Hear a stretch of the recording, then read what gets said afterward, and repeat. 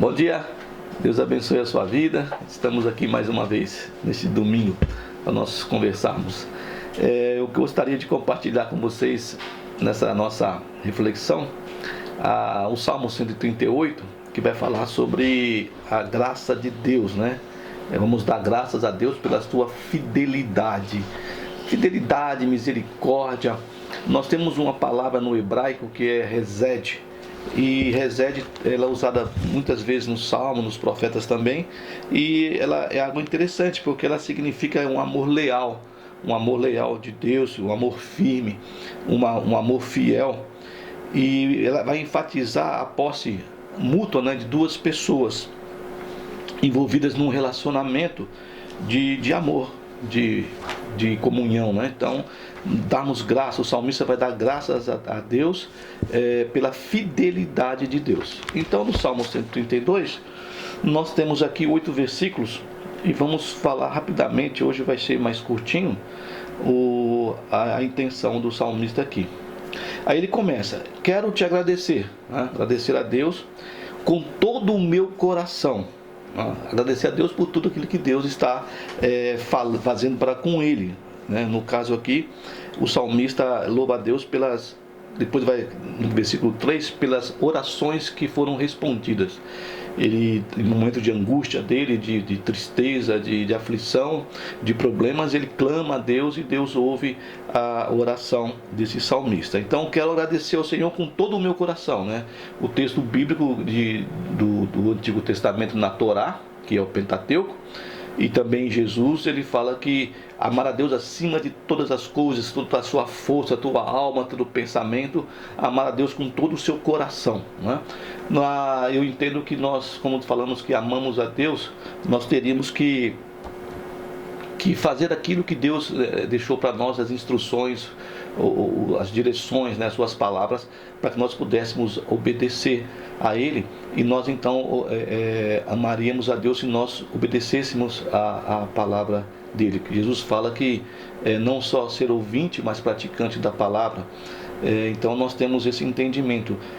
Jesus fala assim: vocês me honram com os lábios, né, mas o coração está longe. Então nós sabemos que no mundo todo mundo vai falar de Deus e tal, mas às vezes o coração nosso está longe de Deus. Então o salmista quer agradecer a Deus toda a sua bondade, toda a sua misericórdia, todo o seu amor para com ele, suas orações inclusive respondidas. Ele quer agradecer com todo o coração ao Senhor. E ele vai dizer, né: diante dos deuses quero te entoar cânticos, músicas. Talvez seja algo referente aos deuses das outras culturas que viviam também no tempo do salmista. Nós sabemos que existe adoração de outros deuses, né? O próprio Decálogo nos diz que nós devemos amar a Deus sem adorar nenhum outro tipo de Deus.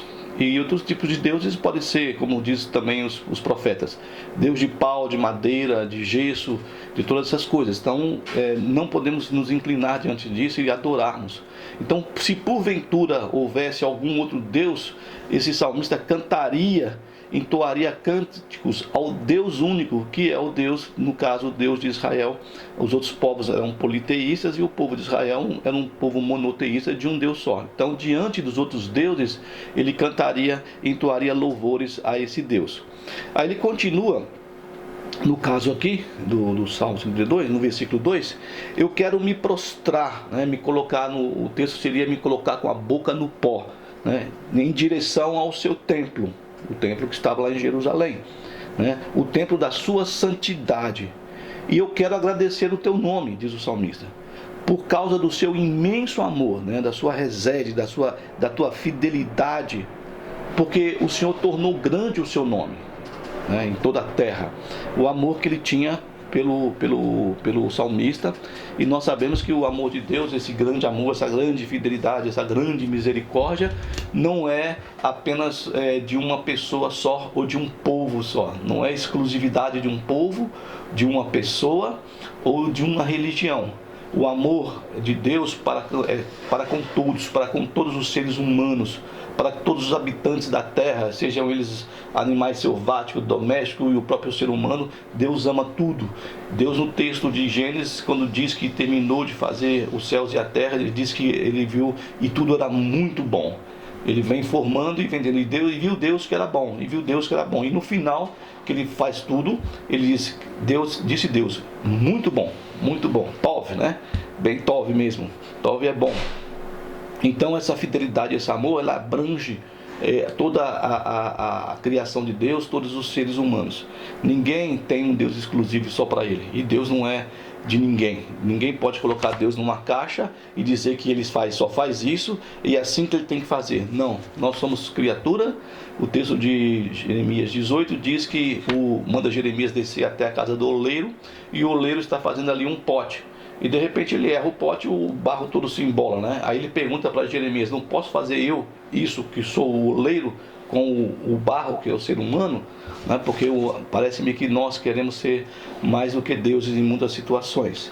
E ele continua aqui no versículo 3, e ele vai confessar essa questão dele ter essas orações respondidas. É interessante: quando clamei pedindo a sua ajuda, o Senhor me respondeu e me deu novas forças ao meu coração, né? Então, numa situação de necessidade, esse salmista clama a Deus e Deus responde. E não só responde, que quando ele responde, Deus também dá forças ao coração desse salmista para poder continuar. Então ele vem depois ele fala sobre isso, sobre essa ação de graças, agradecendo a Deus e louvando a Deus pela sua benignidade, fidelidade e amor, e as suas orações respondidas. E no versos 4 ao 6, ele vai falar sobre os planos, né, de Deus para o mundo.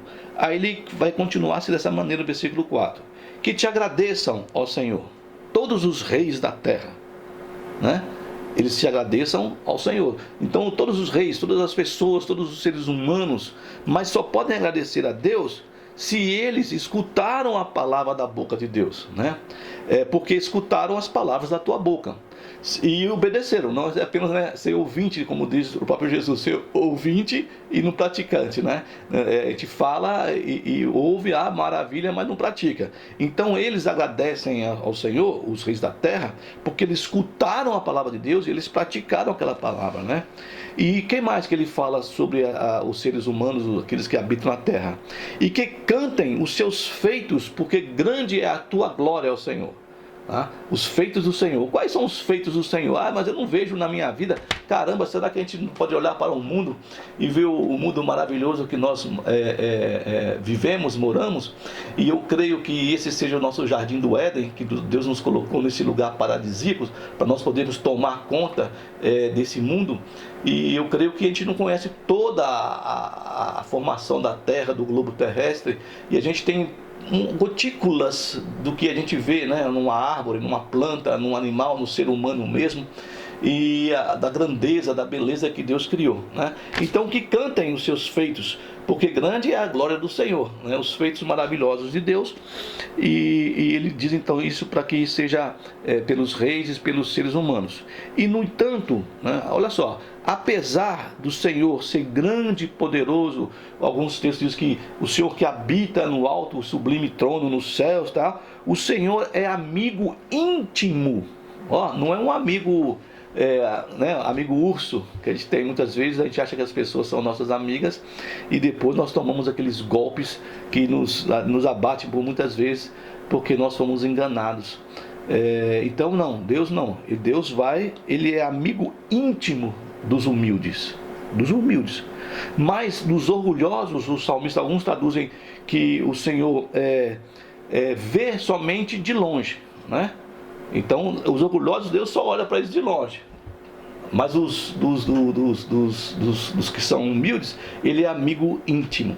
Então o salmista vai fazendo esses bloquinhos aqui assim, né? O primeiro bloco que nós vimos, que é na ação de graça, o salmista louva a Deus, ele também pelas suas orações respondidas, do 1 ao 3, do 4 ao 6 nós vimos então o propósito de Deus aí no seu plano para o mundo, né? Fazendo que falando e as pessoas ouvindo e praticando aquilo que ele falou. E agora no finalzinho do 7 e 8º, a gente vai ver que o salmista vai falar e vai agradecer e engrandecer a Deus e vai louvar a Deus pelos propósitos dele próprio, do salmista mesmo, né? Então, se estou cercado de angústias, ou de problemas no caso, o Senhor preserva a minha vida contra a fúria dos meus inimigos, contra a fúria daqueles que nos querem mal, que nos querem prejudicar.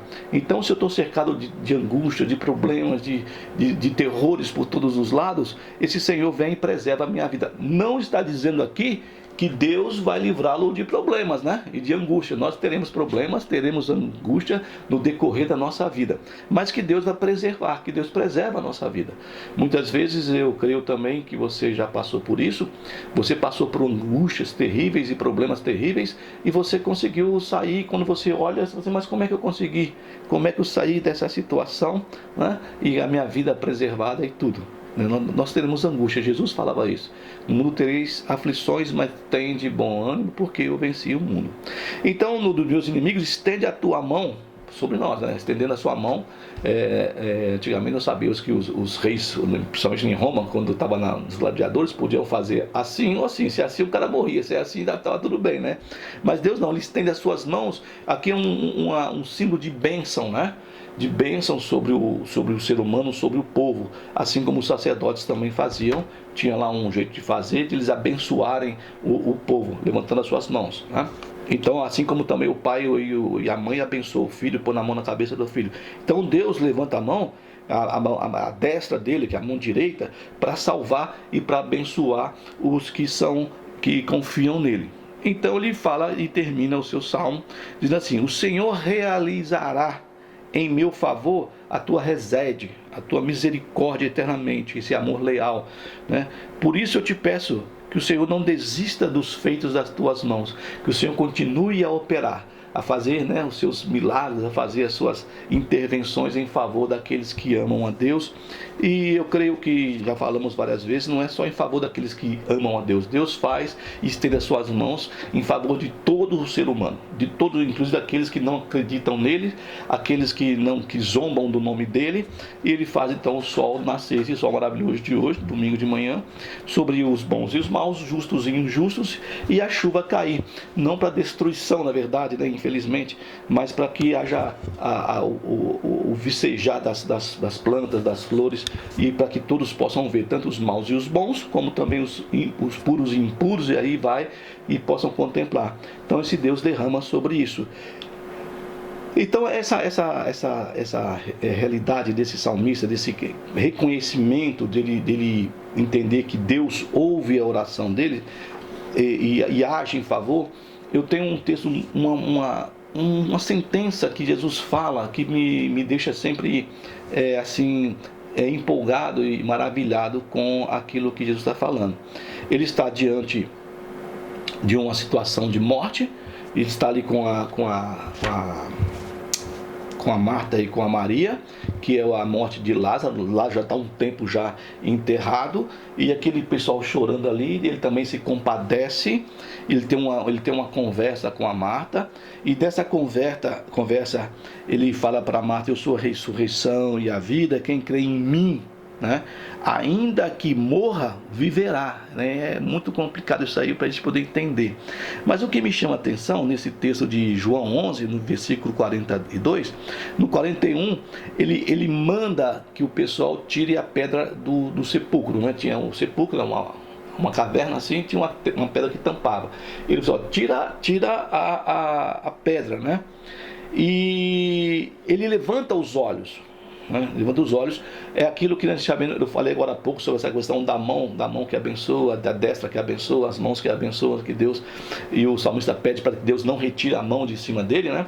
Quando nós também vamos dar, quem tem um animal, um cachorrinho, principalmente cachorro, quando você estende as suas mãos, que ele olha para cima, né?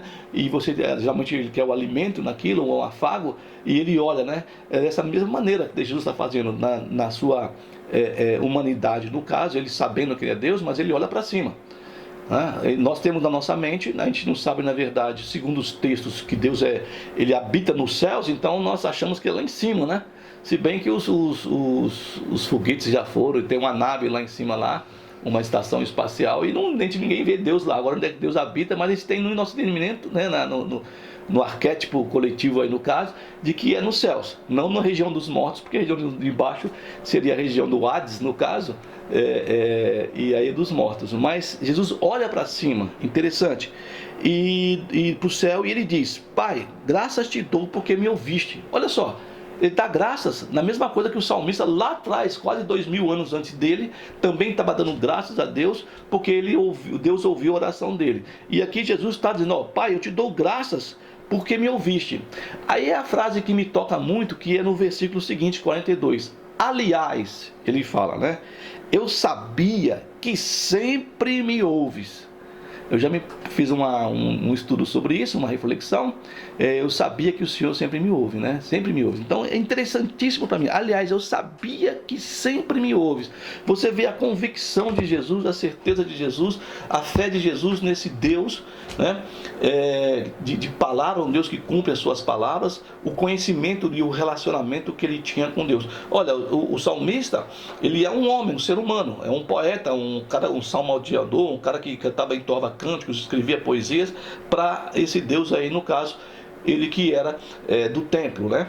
Poderia também ser uma pessoa do campo também, que tinha esse dom, que nem mesmo o Davi, né? O rei Davi, que era um pastor, e ele entoava cânticos e fazia poemas, o Salmo 23 e outros aí, que esse Davi fazia. E aqui Jesus, apesar de ser Jesus, o Filho do Deus vivo, ele está como um homem, e ele, diante daquelas pessoas, ele vai então mostrar essa questão desse sinal milagroso que é a ressurreição de Lázaro. Ele se condoendo com a angústia, a tristeza, o problema daquelas pessoas que estavam ali, principalmente Marta e Maria, que eram chegadas deles, assim como Lázaro. E ele então vai levantar os seus olhos para o céu, na certeza, né? Lembra que semana passada nós falamos que a fé é o firme fundamento das coisas que se esperam e das coisas, certeza das coisas que não se veem, nós não vemos. Mas o salmista, ele como um homem, entendia e cria que Deus era poderoso e respondia às suas orações e cuidava dele, não que ele não tivesse depois mais problemas, mas ele confiava nisso. E Jesus sabia quem era Deus, porque ele vivia ali, sabia, ele diz várias vezes: eu sei de onde eu vim e sei para onde eu vou, eu sei quem é o Pai me conhece, eu conheço o Pai. Então ele vai dizer aqui: aliás, eu sabia, olha só, puxa, que a gente pudesse viver isso na nossa vida todos os dias. Eu sabia que sempre o Senhor me ouve, não é? Que ele diz aqui, aliás, eu sabia sempre que me ouves, sempre me ouves. Mas eu falei assim por causa da multidão que está presente aqui, para que creiam que o Senhor me enviou. Eu sabia, eu sei que o Senhor me ouve. E o salmista tinha o mesmo entendimento. E ele então dá essa voz de comando, né? Para que Lázaro saia para fora. E Lázaro, lá de 4 dias morto já, sai do túmulo e vem para fora, e o pessoal tira aquelas bandagens que estavam lá, e aí foi né? Se bem também, muita gente também ali depois não acreditou e deixou Jesus, e quando ele estava ali sendo preso, mandaram crucificá-lo, né? Então não tem jeito não. Então todos ouviram um chamado do Lázaro, sai para fora, né? Porque ele sabia que Deus ouvia, e quando ele então faz essa oração, a oração também que é feita pelo salmista, Deus responde a oração. Então nós podemos aí entender o salmista dessa sua fidelidade, ele dando graças, agradecendo a Deus pelo amor, pela misericórdia, pela resede dele, esse amor leal, esse amor fiel, que está ali concatenado as duas pessoas no mesmo propósito, no mesmo caminho, esse amor de fidelidade de Deus para com todos, né? E para aqueles que creem nele, aqueles que acreditam, aqueles que sabem e realmente buscam a Deus em oração. E muitas vezes nós falamos que Deus não ouve e tal. Eu acho que nós temos que orar da seguinte forma: pedindo a Deus, né, clamando a Deus, para que seja feita a vontade dele, não a nossa vontade. Porque muitas vezes nós fazemos coisas, que queremos coisas que vai nos prejudicar e nós não sabemos. né? E talvez a gente não receba muitas coisas que a gente pede e a gente fica revoltado, irado com Deus. Não, o salmista deu graças a Deus, né?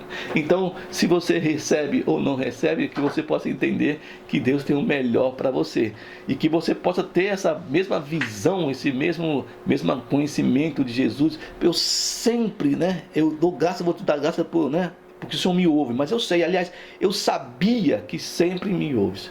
Já sabia no passado, né?